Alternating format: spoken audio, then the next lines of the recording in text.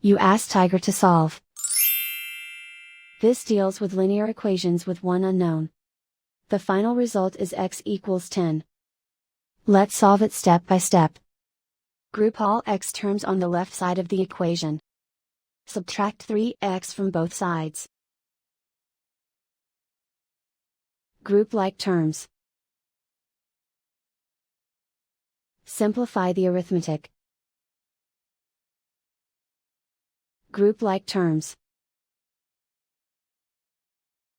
Simplify the arithmetic. Group all constants on the right side of the equation.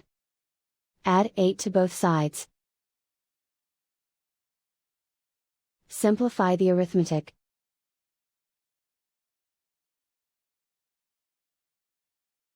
And so the final result is x equals 10.